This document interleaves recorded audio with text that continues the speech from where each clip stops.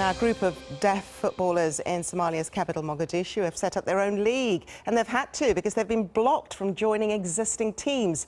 The sportsmen, who've been playing together since 2010, have been steadily gathering support. This report by the BBC's Osman Hassan. This football league was set up to include deaf players in Somalia. It started in 2010, after these players were not allowed to join existing teams. We were not given an equal chance with the others, so we decided to form our own league. We are 30 players now and have huge support from the city residents who came to watch us and give us support.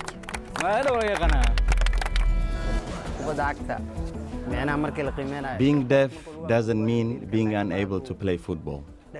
People play football with their legs, not their ears. Now the teams play in the annual Ramadan tournament in Mogadishu, which gives deaf players a chance to showcase their talents. The players are hoping that Somali Football Federation is watching and will recognize their achievements one day. Osman Hassan, BBC News.